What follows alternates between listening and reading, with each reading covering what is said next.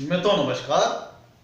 मैं सुधीर श्रीवास्तव ज्योतिष अनुसंधान केंद्र में आपका स्वागत करता हूं। मित्रों, आप लोगों ने मेरे चैनल को अगर अभी तक सब्सक्राइब नहीं किया है तो जल्द सब्सक्राइब करें ताकि मेरे आने वाले नए एपिसोड और वीडियोस की सबसे पहले आपको जानकारी मिल पाए। मित्रों, ज्योतिषीय परिचर्चा में हम बात कर रहे हैं, जो हमारी श्रृंखला चल रही है, सीरीज चल रही है, वो जो हमारे समाज में जो सेलिब्रिटीज होते हैं उनके हॉरोस्कोप्स के अध्ययन को लेकर के, उनके हॉरोस्कोप्स के एनालिसिस को लेकर के हमारी सीरीज चल रही है। इसी श्रृंखला के अंतर्गत आज हम एक और सेलिब्रिटीज के हॉरोस्कोप पर चर्चा करेंगे, एनालिसिस करेंगे, डिस्कस करेंगे।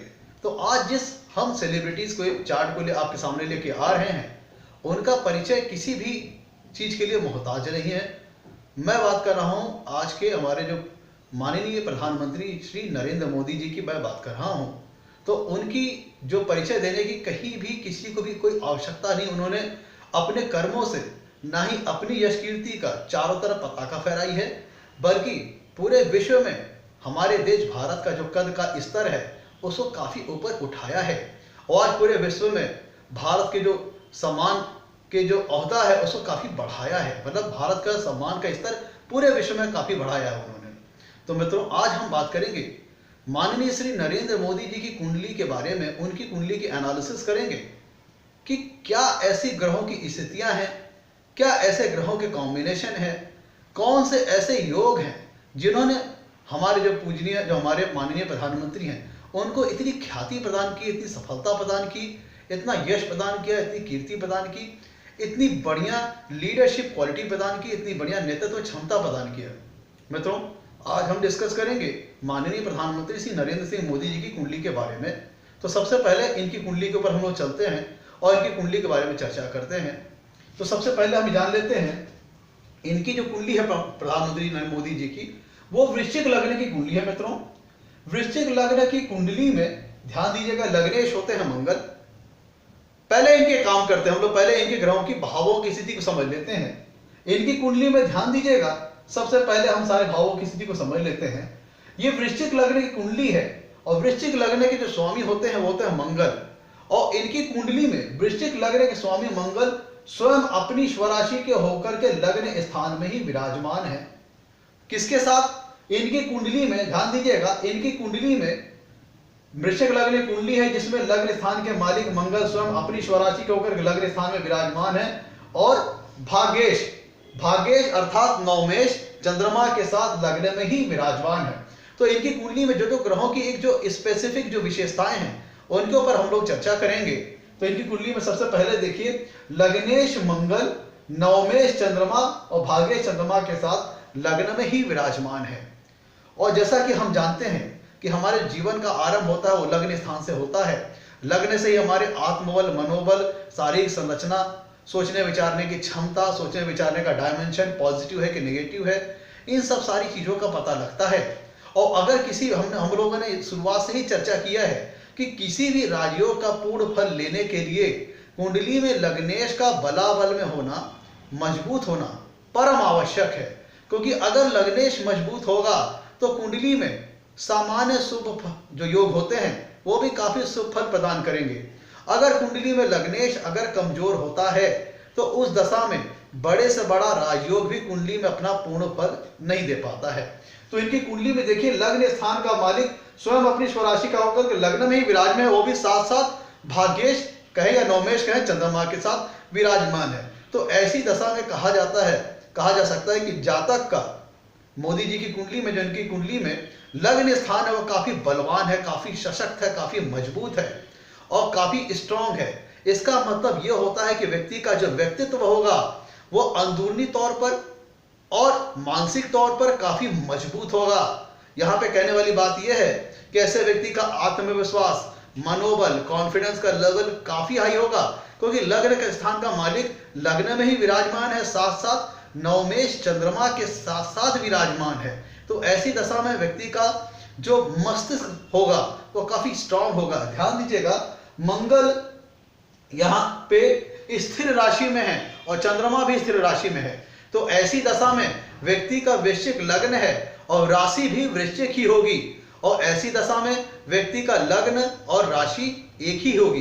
ध्यान दीजिएगा, वृश्चिक लग्न एक कुंडली है, वृश्चिक लग्न में ही चंद्रमा विराजमान है, भाग्येश होकर के, नवमेश होकर के। तो ऐसी दशा में व्यक्ति का लग्न और राशि एक ही होगी। इसका मतलब लग्न के स्वामी और राशि स्वामी एक ही होंगे। त्याग से तो पहले तो क्लियर हो गया, लग्न के स्वामी का लग्न में ही विराजमान होना इस बात का सूचक है, लग्न बहुत स्ट्रांग हो गया। साथ ही साथ लग्न स्थान में भाग्येश चंद्रमा का बैठ जाने से भी ये क्लियर हो गया कि लग्न और राशि व्यक्ति की एक ही है। इसका मतलब होता ये कि दोनों के राशि स्वामी हुए एक, लग्न के भी स्वामी और राशि के स्वामी दोनों एक ही ग्रह हुए।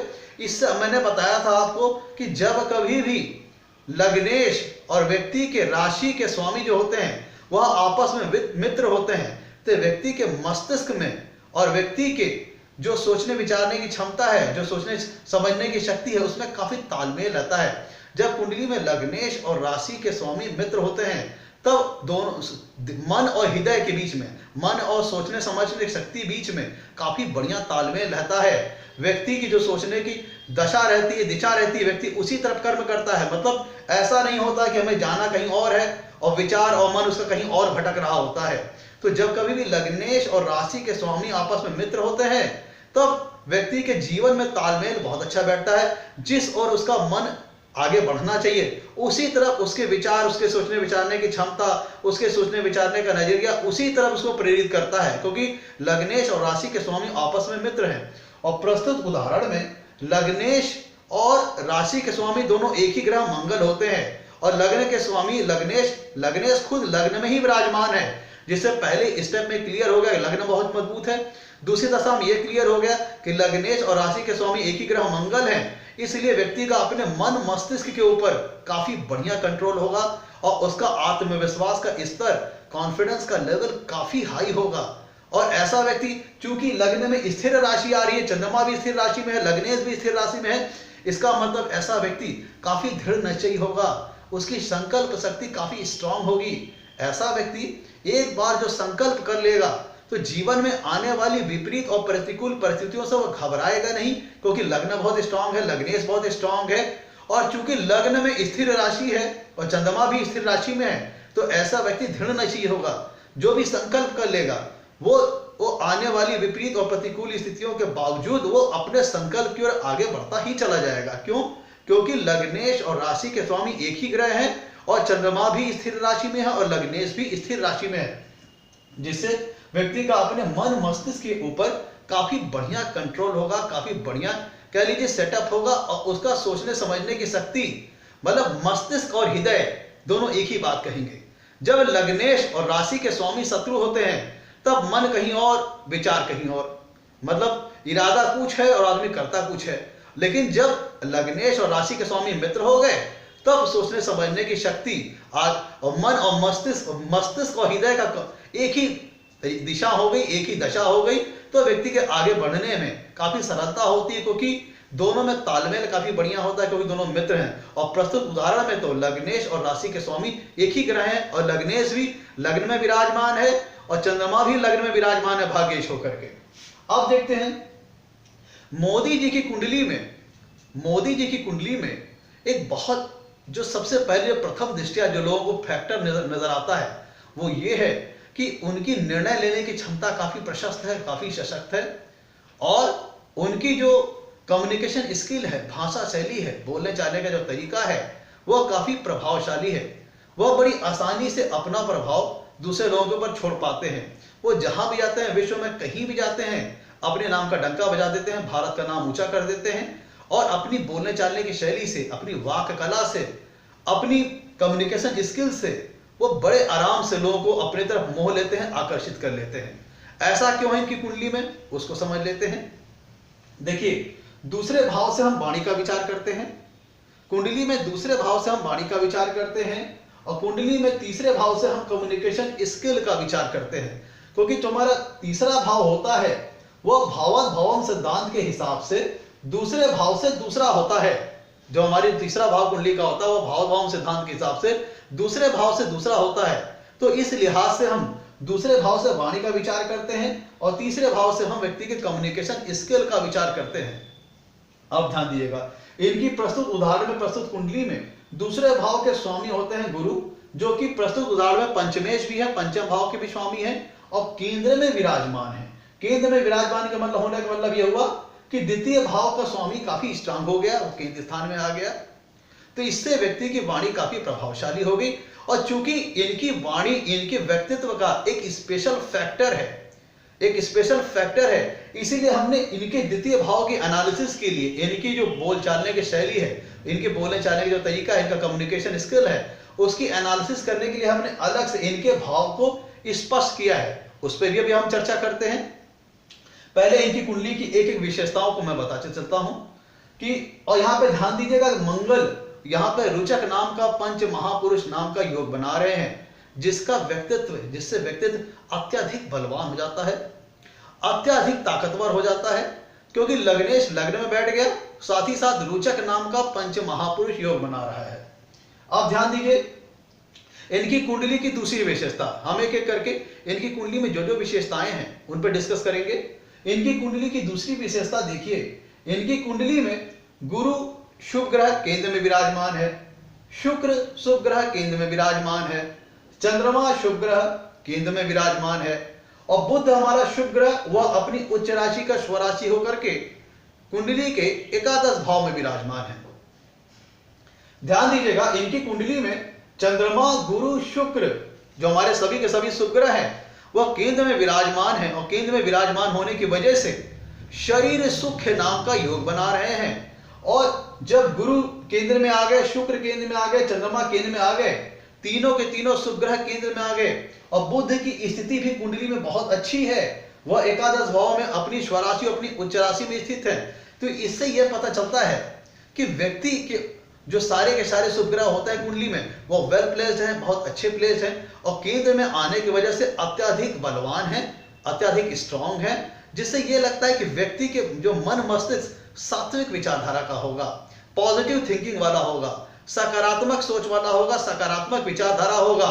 और गुरु शुक्र और चंद्रमा शरीर सुख नाम का योग बना रहे हैं और ये तीनों के तीनों शुभ ग्रह जब केंद्र में बैठते हैं तो बहुत से सारे अरिष्ट दोषों का ये नाश कर देते हैं, बहुत से दोषों का ये उपाय कर देते हैं, बहुत से दोषों को ये खत्म कर देते हैं। और साथ ही साथ जो शुभ ग्रह बुध है वो भी इनकी कुंडली में स्वराशि का होकर के उच्च राशि का होकर के एकादश भाव में विराजमान है। तो सारे के सारे शुभ ग्रह वेल प्लेस्ड हैं। अब ध्यान दीजिएगा इनकी कुंडली में लग्नेश के ऊपर लग्नेश की किसके साथ युति है? भाग्येश चंद्रमा के साथ युति है, नवमेश चंद्रमा के साथ युति है। तो यहां से क्लियर होगा कि सारे शुभ ग्रह कुंडली में वेल प्लेस्ड हैं, केंद्र स्थान में है, जिसके चलते इनके जीवन में अगर कुछ अरिष्ट दोष होंगे भी इनकी कुंडली में तो उन सबका नाश हो जाता है, क्योंकि तीनों के तीनों शुभ ग्रह केंद्र में विराजमान होकर के शरीर सुख नाम का योग बना रहे हैं। और बुध भी कुंडली में अच्छी तरह वेल प्लेस्ड है, जिसके चलते व्यक्ति सात्विक विचारधारा का और उनके जीवन में बहुत सारे शुभ फल प्राप्त हुए। अब ध्यान दीजिए यहां पे लग्नेश और नवमेश, लग्नेश और भाग्येश की युति लग्नेश स्थान में ही बन रही है, जिसका और भाग्येश का लग्न में आके लग्नेश के साथ बैठ जाना, भाग्येश का लग्न में आकर के लग्नेश के साथ बैठ जाना इस बात का सूचक है व्यक्ति आजीवन भाग्यशाली रहेगा, ताजीवन भाग्यशाली रहेगा और उसका सहज और स्वाभाविक ही जो झुकाव होगा, उसकी सोच और विचारधारा होगी वो धार्मिक होगी, आध्यात्मिक होगी। क्यों? क्योंकि नवमेश जो हमारा है वह लग्नेश के साथ युति करके लग्न में ही विराजमान है, जो इस बात का घोतक है, संकेतक है व्यक्ति धार्मिक विचारधारा का होगा, आध्यात्मिक विचारधारा का होगा, धर्म के प्रति उसकी आस्था काफी गहरी होगी, काफी धर्म के प्रति काफी निष्ठावान होगा, धर्म के प्रति उसका समर्पण काफी गहरा होगा। और साथ ही साथ जो सारे के सारे शुभ ग्रह आप देख रहे हैं गुरु शुक्र और चंद्रमा केंद्र स्थान में आकर के व्यक्तित्व की यह बताता है कि सोचने विचारने की क्षमता होगी वह काफी क्रिएटिव होगी, काफी कंस्ट्रक्टिव होगी, काफी उपजाऊ होगी, क्योंकि तीनों के तीनों शुभ ग्रह केंद्र में विराजमान होकर के व्यक्ति की क्रिएटिविटी को, जो क्रिएटिविटी का लेवल है उसको काफी ऊंचा उठा देते हैं। और साथ ही साथ जो चौथा शुभ ग्रह बुध है वो भी एकादश स्थान में अपनी स्वराशि का होकर उच्च राशि का होकर विराजमान है, जिससे सभी के सभी शुभ ग्रह अच्छे स्थिति में बैठे हुए हैं, जिससे जो ये दर्शाता है कि व्यक्ति काफी अच्छी कह लीजिए कि सोच विचारधारा वाला होगा, काफी पॉजिटिव थिंकिंग का होगा। और यह स्थिति जब सारे के सारे शुभ ग्रह केंद्र स्थान में आ जाए तो फिर ऐसी स्थिति में कुंडली में बहुत सारे अरिष्टों का दोषों का नाश हो जाता है, क्योंकि गुरु एक बहुत ही पवित्र शुभ ग्रह है, उसका केंद्र में आना, शुक्र का केंद्र में आना, चंद्रमा केंद्र में आना ये दर्शाता है कि व्यक्ति की कुंडली में अगर कुछ अरिष्ट है भी, दोष भी है, तो उनका भी नाश हो जाएगा। अब देखिए राजनीति में जाने के लिए मैंने आपको बताया था, किसी भी व्यक्ति को राजनीति में सफल होने के लिए दशमेश का संबंध शनि राहु से, दशमेश का संबंध या लग्न लग्नेश का संबंध या पंचम भाव पंचमेश का संबंध या दसम भाव दशमेश का संबंध राहु से होना चाहिए। क्योंकि आज का जो युग चल रहा है, कलयुग चल रहा है, और आज के इस युग में वही व्यक्ति ज्यादा सफल है जिसे अपने कार्यों को किसी भी प्रकार सिद्ध करना आता है। जो व्यक्ति आज के इस युग में बाह्यक और बाह्यकृत किसी भी तरह से अपने कार्य को करने में सक्षम होता है, मतलब व्यक्ति जो कूटनीतिक हो, डिप्लोमेटिक हो, तो वो अपने कार्यों को बड़ी आसानी से कर ले जाता है। तो इनकी कुंडली में देखिए राहु पंचम भाव में बैठे हुए हैं, इनकी कुंडली में राहु पंचम भाव में बैठे हैं, जो कि पांचवी दृष्टि से नवम भाव को देखेंगे, सातवीं दृष्टि से एकादश भाव को देखेंगे और नवम दृष्टि से लग्न को देखेंगे। और राहु की जो नवीं पूर्ण दृष्टि पड़ रही है वह मंगल के ऊपर पड़ रही है और चंद्रमा के ऊपर पड़ रही है। ध्यान दीजिएगा कि राहु की कुंडली में सातवीं पूर्ण दृष्टि दशमेश सूर्य के ऊपर पड़ रही है। ध्यान दीजिएगा, प्रस्तुत उदाहरण में दसम भाव में आ रही सिंह राशि, इसका मतलब प्रस्तुत उदाहरण में दशमेश हो जाते हैं सूर्य, दशमेश हो जाते हैं सूर्य, और राहु की सातवीं पूर्ण दृष्टि दशमेश सूर्य के ऊपर पड़ रही है और राहु की नवीं पूर्ण दृष्टि लग्नेश मंगल और भाग्येश चंद्रमा के ऊपर पड़ रही है। जिससे यह पता लगता है कि राहु का पूरी कुंडली के ऊपर एक्टिव कंट्रोल है, राहु का इस कुंडली में एक्टिव कंट्रोल है। और राहु सातवीं पूर्ण दृष्टि द्वारा दशमेश को प्रभावित कर रहे हैं, दशमेश सूर्य को प्रभावित कर रहे हैं, और राहु नवीं पूर्ण दृष्टि से लग्नेश मंगल और चंद्रमा को प्रभावित कर रहे हैं, लग्नेश को प्रभावित कर रहे हैं, चंद्रमा को प्रभावित कर रहे हैं। मतलब मन, मस्तिष्क और हृदय सभी पर कंट्रोल राहु का है। और आज के इस आधुनिक युग में सफल होने के लिए राहु का कुंडली में शुभ होना बहुत जरूरी है, क्योंकि राहु व्यक्ति को डिप्लोमेटिक बनाता है, कूटनीतिक बनाता है, डिप्लोमेटिक से ढंग से सोचने समझने का तरीका प्रदान करता है। तो उनकी कुंडली में राहु दशमेश को भी प्रभावित कर रहा है, पंचम भाव में स्वयं स्थित है तो पंचम भाव बुद्धि को भी प्रभावित कर रहे हैं, साथ ही नवम पूर्ण दृष्टि से लग्नेश को देख रहे हैं, लग्नेश मंगल को देख रहे हैं और चंद्रमा को देख रहे हैं। तो मन, मस्तिष्क, हृदय और कर्म सभी को राहु इनकी कुंडली में प्रभावित कर रहे हैं। इसका मतलब राहु के पास इनकी कुंडली में एक्टिव कंट्रोल है, इसीलिए यह पूरी तरह से जरूरत पड़ने पर डिप्लोमेटिक भी हो सकते हैं, कूटनीतिक भी हो सकते हैं। मतलब एनी हाउ ये अपने कार्य को पूर्ण करने में समर्थ और सक्षम है। अब ध्यान दीजिएगा, चंद्रमा का लग्न में बैठ जाना और साथ साथ मंगल का लग्न में बैठ जाना। चंद्रमा इमोशंस का कारक है, भावुकता का कारक है, वहीं पे मंगल नवों ग्रहों में सेनापति हैं। वो मंगल नवों ग्रहों में सेनापति हैं, एनर्जी का कारक है, ऊर्जा का कारक है, ताकत का कारक है, हिम्मत का कारक है, साहस का कारक है। यहां पे ये दर्शाता है कि व्यक्ति भावुक भी है, इमोशनल भी है, लेकिन समय पड़ने पर, जरूरत पड़ने पर ऐसा व्यक्ति ऊर्जावान भी हो जाता है, साहसी भी हो जाता है, हिम्मती भी हो जाता है। मतलब देश काल परिस्थिति के हिसाब से, स्थिति के हिसाब से ऐसा व्यक्ति अपनी इमोशंस को भी झलकाता है, भावनाओं को भी दर्शाता है, लेकिन जरूरत पड़ने पर ऐसा व्यक्ति काफी सशक्त होकर के अपने निर्णय को लेने में सक्षम भी होता है, क्योंकि मंगल ऊर्जा का कारक होता है, साहस का कारक होता है, हिम्मत का कारक है। और मंगल को नवों ग्रहों में सेनापति का दर्जा प्राप्त है। जब मंगल कुंडली में लग्नेश हो और खुद लग्नेश हो, लग्नों के स्वामी होकर लग्न में विराजमान हो जाए, तब ऐसा व्यक्ति अत्यधिक हिम्मती होता है, साहसी होता है, पराक्रमी होता है, ऊर्जावान होता है, एनर्जीफुल होता है, उत्साही होता है, उमंग और उत्साह से लैस होता है। और साथ ही साथ भाग्येश के साथ युति करके बैठे हुए हैं, भाग्येश चंद्रमा के साथ युति करके बैठे हुए। इसका मतलब कदम कदम पर हर निर्णय में भाग्य उनका साथ भी देता होगा, हर निर्णय को उनका भाग्य साथ देता भी होगा। अब ध्यान दीजिए, इनकी कुंडली में मंगल छठे भाव के स्वामी भी हैं, प्रस्तुत इनकी उदाहरण में मंगल छठे भाव के स्वामी भी हैं, इसलिए निश्चित ही इनकी कुंडली में यह दर्शाता है कि स्मूथली जिस मुकाम पे आज हैं, ये स्मूथली वहां तक नहीं आए हैं। इन्होंने जीवन में काफी संघर्षों को देखा है, क्योंकि मंगल लगने के साथ साथ छठे भाव के स्वामी होकर के बैठे हैं। तो ये दर्शाता है व्यक्ति के हेड पे, व्यक्ति के मस्तिष्क में हमेशा कुछ ना कुछ चलता होगा, किसी न किसी प्रकार की चिंताएं, क्योंकि जब वो देश के प्रधानमंत्री हैं तो उनको किसी न किसी प्रकार की चिंता, तनाव हेड में रहेगा ही रहेगा। कोई ना कोई निर्णय, किसी ना किसी प्रकार की परेशानियां उनके मन में रहेगी, क्योंकि उन्हें तमाम तरह के निर्णय लेने होते हैं और उनको विपक्ष का भी सामना करना पड़ता है। तो ऐसी स्थिति में जब मंगल लग्नेश और छठे भाव के भी स्वामी हैं, तो जीवन में चुनौतियां भी आती हैं। व्यक्ति साहसी, हिम्मती, पराक्रमी तो होता ही है, पर साथ में जीवन में काफी चुनौतियां भी आती हैं, क्योंकि मंगल कुंडली में छठे भाव के स्वामी भी हैं। तो इसलिए इनकी जीवन में चुनौतियां भी काफी आती हैं। तो लेकिन मंगल साहसी भी है, हिम्मती भी है, और साथ में उनको भाग्य चंद्रमा का सपोर्ट भी मिल रहा है। तो इसलिए व्यक्ति अपनी हिम्मत से, साहस से, बुद्धि से, विवेक से सभी चुनौतियों को ये पार करते चले जाते हैं। और हर प्रकार की चुनौतियों में भाग्य इनका साथ भी देता है। क्यों? क्योंकि मंगल ही इनकी कुंडली में लग्नेश और षष्ठेश हैं, और उनको भाग्य के साथ, भाग्य चंद्रमा के साथ, नौवें चंद्रमा के साथ युति करके बैठे हैं, जो इस बात का घोतक है कि हर चुनौती में, हर प्रकार के चैलेंजेस में भाग्य उनका साथ देगा। हाँ, यह सही है कि जीवन में चैलेंजेस आएंगे, चुनौतियां आएंगी, लेकिन भाग्य उनका हर कदम कदम पे उनका साथ देगा, क्योंकि लग्नेश के साथ भाग्य युति करके लग्न में ही विराजमान है, जिससे एक अत्यंत शुभ फल देने वाला योग बन जाता है। अब कूटनीतिक क्यों हुए, डिप्लोमेटिक क्यों हुए, ये बात आपको समझ में आ गई होगी, क्योंकि राहु का इनकी कुंडली में एक्टिव कंट्रोल है। राहु 7वीं पूर्ण दृष्टि से दशमेश को भी प्रभावित कर रहे हैं, 9वीं पूर्ण दृष्टि से लग्नेश और चंद्रमा को भी प्रभावित कर रहे हैं।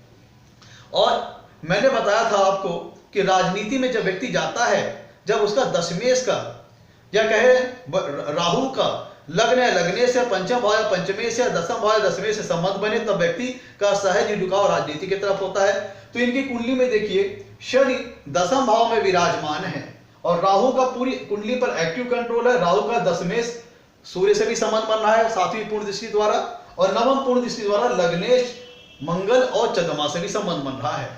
तो राहु का इनकी कुंडली में एक्टिव कंट्रोल है, जिसके चलते ये काफी डिप्लोमेटिक भी है, कूटनीतिक भी है।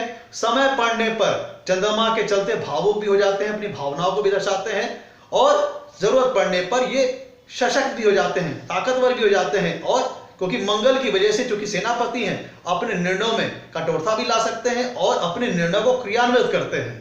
इस प्रकार ये भावुक भी हैं और कठोर भी हैं। देश काल परिस्थिति के हिसाब से ये अपने स्वरूप को अदल बदल लेते हैं। अब हम बात करते हैं इनकी कुंडली में, ध्यान दीजिएगा, इनकी कुंडली में अब इनके द्वितीय भाव की हम एनालिसिस करते हैं। जो इनकी व्यक्तित्व का जो सबसे महत्वपूर्ण बिंदु है वो है इनकी कम्युनिकेशन स्किल, इनकी बोलने चालने की शैली, इनकी बोलने चालने की कला। वो इतनी प्रभावशाली क्यों है? क्यों इनका भाषा की शैली, इनकी जो बोलचाल की शैली है, जो भाषा है, जो वाणी है, क्यों इतनी प्रभावशाली है? इसीलिए, और वो सबसे महत्वपूर्ण है इनकी भाषा, इनकी बोलने चालने की शैली। इसीलिए उसका अध्ययन करने के लिए हमने अलग से ही इनकी कुंडली के लिए द्वितीय भाव के फल को स्पष्ट किया है। कैसे किया है? इनकी कुंडली में जो द्वितीय भाव है उसको हमने लग्न मान करके फिर से कुंडली बना ली है। इनकी कुंडली में चूंकि इनकी वाणी सबसे इनकी स्पेशल क्वालिटी है, स्पेशल फीचर है, तो उसका अध्ययन करने के लिए हमने द्वितीय भाव को एक अलग से स्पष्ट किया है। इनकी वाणी को क्यों इतनी प्रभावशाली है उसको स्पष्ट किया है। कैसे किया है? द्वितीय भाव को लग्न मान लिया है और लग्न मान करके फिर से पूरी कुंडली बना ली है। वास्तव में एक्चुअल कुंडली ये है, लेकिन द्वितीय भाव जो कि वाणी का स्थान है उसकी अध्ययन के लिए, उसकी एनालिसिस के लिए हमने पूरी एक कुंडली फिर से बनाई है। उसको द्वितीय स्थान को हमने लग्न मान लिया और फिर सारे के सारे कर एक हमने कुंडली रीडिजाइन कर ली। जो ग्रह ऊपर जिस राशि में थे उसी राशि में विराजमान कर लिया। किस लिए? कि इनके द्वितीय भाव, जो इनका वाणी का फैक्ट भाव है, उसकी एनालिसिस की जा सके। देखिए कैसे स्पष्ट करते हैं।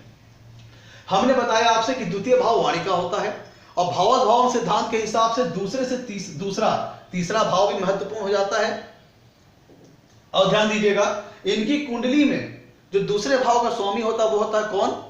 वो होता है गुरु। ध्यान दीजिएगा, इनकी कुंडली में दूसरे भाव में आ रही है धनु राशि, जिसके स्वामी होते हैं गुरु। गुरु कहां विराजमान है? कुंडली के तीसरे भाव में, कुंडली के चौथे भाव में विराजमान है। ध्यान दीजिएगा, जो दूसरा भाव है उसके स्वामी होते हैं गुरु, वह कुंडली के चौथे भाव में सुख स्थान में विराजमान है। लेकिन ये जो गुरु हैं वह दूसरे भाव से तीसरे होकर बैठे हैं। ध्यान दीजिएगा, इनकी कुंडली में जो दूसरे भाव के स्वामी हैं वह दूसरे भाव से तीसरे स्थान पर बैठे हुए हैं। और दूसरे भाव से तीसरे स्थान का मतलब क्या हुआ? कि वाणी का पराक्रम, वाणी का पराक्रम, जो गुरु इनकी कुंडली में है, ध्यान दीजिएगा, दूसरे स्थान से तीसरे भाव में बैठे हुए, दूसरे स्थान से तीसरे भाव का मतलब बैठा हुआ कि दूसरे भाव के स्वामी अपने से तीसरे अर्थात वाणी के पराक्रम स्थान में बैठे हुए हैं। अब इनकी कुंडली के अध्ययन के लिए हमने दूसरे भाव के अध्ययन के लिए हमने फिर से दूसरे भाव के फल को स्पष्ट किया और दूसरे भाव को लग्न मान करके कुंडली को रिडिजाइन किया। अब देखिए कैसे किया। वाणी स्थान के स्वामी को हमने लग्न मान लिया और उस लिहाज से भावत भावम सिद्धांत के हिसाब से जो कुंडली का तीसरा भाव था वो दूसरे से दूसरा था। अब दूसरे होने के कारण देखिए इस प्रस्तुत उदाहरण में जो कि हमने टेम्पोररी कुंडली डिजाइन की है, इसमें तीसरा भाव दूसरा भाव बन गया क्योंकि हमने वाणी स्थान को लग्न बना लिया और तीसरा भाव वाणी का वाणी स्थान हो गया, वाणी का वाणी स्थान हो गया। अब देखिए इस कुंडली की जो हमने टेम्पोररी कुंडली बनाई है दूसरे भाव के फल को स्पष्ट करने के लिए, इसको देखते हैं।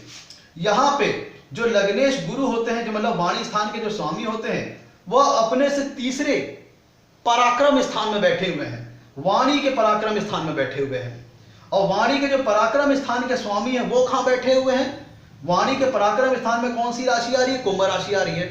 वाणी के पराक्रम स्थान में कुंभ राशि आ रही है। कुंभ राशि के स्वामी कौन होते हैं? वाणी के वाणी स्थान के स्वामी और वाणी के पराक्रम स्थान के स्वामी दोनों एक ही ग्रह होते हैं, वो होता है शनि। कहां विराजमान है? वाणी के भाग्य स्थान में। मतलब कुंडली का जो यहां पे दूसरा भाव है उसको हमने लग्न माना और वाणी के वाणी स्थान के स्वामी और वाणी के पराक्रम स्थान के स्वामी कहां विराजमान है? वाणी के भाग्य भाव में। वाणी के स्थान के स्वामी और वाणी के पराक्रम स्थान के स्वामी होते हैं शनिदेव, जो कि वाणी के भाग्य स्थान में विराजमान है। और वाणी के भाग्य स्थान का स्वामी कहां बैठा हुआ है? वाणी के भाग्य स्थान में आ रही सिंह राशि, जिसके स्वामी होते हैं सूर्य। वाणी के भाग्य स्थान में आ रही सिंह राशि, जिसके स्वामी होते हैं सूर्य, अर्थात वाणी के भाग्येश। वाणी के भाग्येश कहां बैठे हुए हैं? वाणी के कर्म स्थान में। वाणी के जो भाग्येश है वो कहां बैठे हुए हैं? वाणी के कर्म स्थान में। और वाणी के कर्म स्थान में किसके साथ बैठे हुए हैं? वो बैठे हुए हैं कर्मेश बुद्ध के साथ युति करके। ध्यान दीजिएगा, वाणी के जो भाग्येश हैं, अर्थात यहां पे वाणी के भाग्येश में आ रही सिंह राशि, जिसके स्वामी होते हैं सूर्य, वह वाणी के कर्म स्थान में विराजमान है। किसके साथ विराजमान है? बुद्ध के। और बुद्ध कहां पे हैं? अपनी स्वराशि के होकर के कन्या राशि में ही विराजमान है, जिससे जो वाणी का कर्म स्थान है वह काफी मजबूत हो जाता है। ध्यान दीजिएगा, इनकी कुंडली में वाणी का कर्म स्थान काफी मजबूत हो जाता है। क्यों? क्योंकि वाणी के कर्म स्थान में कर्मेश दशमेश स्वयं अपनी स्वराशि के होकर उच्च राशि के होकर बैठे हुए हैं। साथ में सूर्य के साथ, जो कि वाणी के भाग्येश हैं, युति करके बैठे हुए हैं। वह यह दर्शाता है कि वाणी का पराक्रम भाव काफी बलवान है, क्योंकि वाणी का जो पराक्रमेश है वह भाग्य भाव में बैठा हुआ है। और वाणी स्थान का स्वामी स्वयं अपने से तीसरे पराक्रम भाव में बैठा हुआ है। और भाग्येश दसम भाव में दशमेश के साथ बैठे हुए हैं। और दशमेश, इस भाग्येश के जो दशमेश है, भाग्येश का जो कर्म स्थान है, उसके स्वामी खुद अपने स्वराशि का उच्च राशि का होकर के भाग्य के वाणी के कर्म स्थान में ही बैठे हुए हैं। वाणी के कर्म स्थान से वाणी का कर्म स्थान भी काफी मजबूत हो जाता है। और जो वाणी के लाभ स्थान के स्वामी हैं, ध्यान दीजिएगा, वाणी के लाभ स्थान के स्वामी कौन हुए? शुक्र।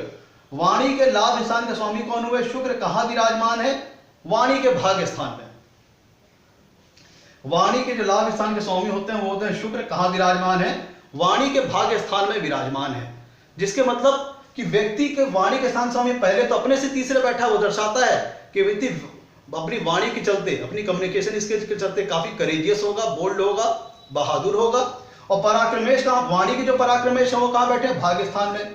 मतलब पराक्रम को भाग्य का साथ भी मिलेगा, मतलब वाणी द्वारा किया गया पराक्रम को भाग्य का साथ भी मिलेगा। और वाणी का जो कर्म स्थान है वहां पे भाग्य सूर्य और दशमेश, वाणी के जो दशमेश है बुद्ध, वह अपनी स्वराशि और उच्च राशि के होकर विराजमान है, जिससे वाणी का कर्म स्थान भी काफी मजबूत हो गया। और वाणी का जो लाभ स्थान है उसके स्वामी होते हैं शुक्र, वह वाणी के भाग्य स्थान में विराजमान है। तो वाणी का भाग्य स्थान भी काफी मजबूत हो गया। और वाणी का जो व्यय स्थान है, ध्यान दीजिएगा, वाणी का जो व्यय स्थान है वह मंगल अपनी स्वराशि के होकर के व्यय स्थान में मौजूद है। वाणी का जो व्यय स्थान है उसके स्वामी मंगल खुद अपने ही 12वें स्थान में व्यय स्थान में मौजूद है। जिसका मतलब यह होता है कि व्यक्ति अपने जीवन में उसे अपनी भाषा का, वाणी का, कम्युनिकेशन स्किल का बहुत ज्यादा इस्तेमाल करना पड़ेगा। मैं तो ये हमने जो टेम्पोररी कुंडली बनाई है, यह कुंडली के दूसरे भाव के फल को स्पष्ट करने के लिए है। क्योंकि दूसरा भाव कम्युनिकेशन, जो व्यक्ति की वाणी होती है उसको दर्शाता है। इसीलिए हमने इसको टेम्पोरली डिजाइन किया हुआ है दूसरे भाव के फल को स्पष्ट करने के लिए। कैसे किया है? जो कुंडली का जो दूसरा भाव है उसको हमने लग्न मान करके फिर से कुंडली रीडिजाइन कर ली। जो ग्रह जिस राशि में है उसी राशि में ला करके नीचे विराजमान कर लिया, और उस हिसाब से वाणी स्थान का स्वामी अपने पराक्रम भाव में मौजूद होना यह दर्शाता है कि व्यक्ति वाणी को लेकर करेजियस होगा, बोल्ड होगा, बहादुर होगा, और पराक्रम को भाग्य का साथ भी मिलेगा। क्यों? क्योंकि जो वाणी का पराक्रमेश है वो नवम भाव में, वाणी के भाग्य भाव में जाके बैठा हुआ है, और जो वाणी के भाग्य भाव के स्वामी सूर्य हैं वह वाणी के कर्म स्थान में वाणी के कर्मेश के साथ ही मौजूद हैं।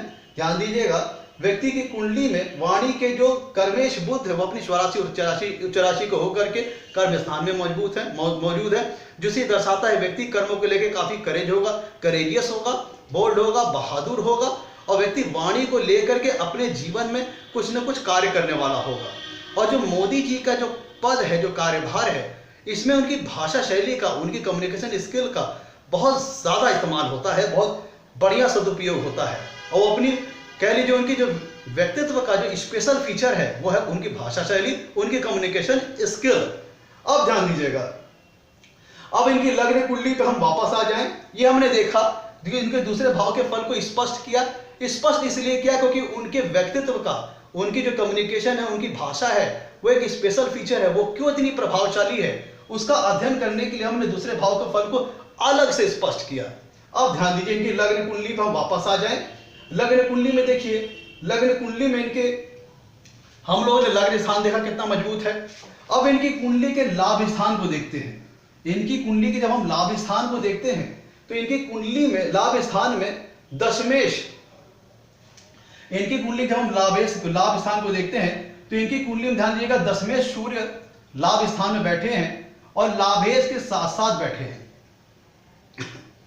ध्यान दीजिएगा, इनकी कुंडली में जो दशमेश सूर्य है वो लाभ स्थान में बैठे हुए हैं और लाभेश बुध के साथ बैठे हुए हैं, और बुध लाभ स्थान में अपनी स्वराशि और अपनी उच्च राशि के ही होकर विराजमान है, जिससे सूर्य बुध का बुद्धातित योग का निर्माण हो गया। जिससे कुंडली में सूर्य बुध के बुद्धातित योग का निर्माण हो गया और लाभेश का स्वराशि और उच्च राशि का होकर के लाभ भाव में ही बैठ जाना, यह दर्शाता है कि कुंडली का लाभ भाव काफी मजबूत है। और लाभेश का दशमेश कर्मेश के साथ युति करके लाभ भाव में बैठना, यह दर्शाता है कि व्यक्ति के कर्मों में लाभ ही लाभ होगा, क्योंकि कर्म स्थान का स्वामी, दशम भाव का स्वामी सूर्य लाभ स्थान में बैठा हुआ है। और हमें पता है कि जो कुंडली का लाभ स्थान होता है वह उपचय स्थान होता है। उपचय स्थान का मतलब कि उपचय स्थान का स्वामी जहां बैठेगा या जिन भाव के स्वामी उपचय स्थान में बैठेंगे उनके फलों में वृद्धि होती चली जाएगी। और कहा यह जाता है ज्योतिष शास्त्र में कि एकादश भाव में चाहे शुभ ग्रह बैठे चाहे अशुभ ग्रह बैठे, सभी के सभी ग्रह शुभ फल देने वाले हो जाते हैं। तो इनकी कुंडली में, और मैंने बताया आपको, जो ग्रह एकादशेश मतलब लाभेश कुंडली में जहां जाके बैठ जाए या जो ग्रह लाभ स्थान में जाके बैठ जाए उनके फलों में वृद्धि होने लगती है। तो दशमेश का लाभ स्थान में जाकर के लाभेश के साथ युति करके ये बैठना, यह दर्शाता है कि व्यक्ति को अपने जीवन में जो भी वो कर्म करेगा उसको लाभ ही लाभ होगा। क्यों? क्योंकि दशमेश लाभ स्थान में जाके बैठा है और साथ ही साथ लाभेश बुध के साथ युति करके बैठा हुआ है। तो व्यक्ति जीवन में जो भी कर्म करेगा उसमें लाभ ही लाभ होगा और व्यक्ति के कर्म में निरंतर कर्म में जो होने वाले लाभ हैं उसमें निरंतर वृद्धि होती चली जाएगी। अब देखिएगा, इनकी कुंडली में दशमें सूर्य का लाभ स्थान में जाके बैठना यह सूचक है कि दशम स्थान काफी स्ट्रांग हो गया, क्योंकि लाभ स्थान जो होता है उपचय स्थान है, वहां पे दशमें जाके होकर के बैठ जाना और लाभेश के साथ युति करके बैठ जाना, यह दर्शाता है कि व्यक्ति के कर्म में, व्यक्ति जो कर्म करेगा जीवन में उसमें निरंतर उन्नति होती चली जाएगी, उसकी यश और कीर्ति निरंतर वृद्धि होती चली जाएगी। क्योंकि जो कुंडली का लाभ स्थान होता है वो एक उपचय स्थान है और वहां पे दशमेश का जाके लाभेश के साथ युति करके बैठ जाना, यह दर्शाता है कि कर्म की स्थान की जो स्थिति है वो दिनों दिन बेटर होती चली जाएगी, उसमें प्लस होता चला जाएगा, उसमें वृद्धि होती चली जाएगी और व्यक्ति अपने जीवन में निरंतर आगे बढ़ता ही चला जाएगा। अब इनसे कुंडली में देख लीजिए कि लग्न स्थान कितना मजबूत है और लाभ स्थान काफी मजबूत है। अब हम बात करते हैं कि इनकी कुंडली में योग कौन कौन से बन रहे हैं। मित्रों, अब हम बात करते हैं कि इनकी कुंडली में योग कौन कौन से बन रहे हैं। तो देखिएगा, चूंकि इनकी कुंडली में रोचक नाम का पंच महापुरुष योग बन रहा है, अखंड साम्राज्य योग बन रहा है, पारिजात योग बन रहा है, शारीर सुख योग बन रहा है, कल्पद्रुमा योग बन रहा है। इनकी कुंडली में एक से बढ़कर एक योग मौजूद है मित्रों। इनकी कुंडली में ध्यान दीजिएगा, अखंड साम्राज्य योग बन रहा है, रोचक नाम का पंच महापुरुष योग बन रहा है, गुरु चंद्र का गज केसरी योग बन रहा है, गुरु चंद्र का गज केसरी योग बन रहा है। अब यहाँ इनमें एक एक योगों को डिस्क्राइब नहीं कर पाऊंगा, आपको उन योगों के बारे में जानना होगा तो हमारे वीडियोस की जो लाइब्रेरीज हैं उनमें जाकर के उन योगों का आप डिस्क्रिप्शन देख सकते हैं। अखंड साम्राज्य योग, पारिजात योग और रोचक नाम का पंच महापुरुष योग, गज केसरी योग, शरीर सुख योग और भी कई सारे योग हैं। आप उनको भी हमारे वीडियोस के लाइब्रेरीज में जाकर के उन योगों का डिस्क्रिप्शन देख सकते हैं। मैंने कुछ जो महत्वपूर्ण योग थे और गुरु चंद्र का गज केसरी योग वो मैंने आपको बता दिए। अब हम बात करते हैं कि इनके जीवन में जो प्लस होता चला गया, इन्होंने इनका जो राजनीतिक करियर है उसमें दिनों दिन वृद्धि होती चली गई, तो उसमें महाग्रहों की जो महादशा होती है उसका भी बहुत महत्वपूर्ण योगदान होता है। तो इनकी कौन से ग्रहों की महादशा कब कब मिली उसको भी समझ लेना बहुत जरूरी है।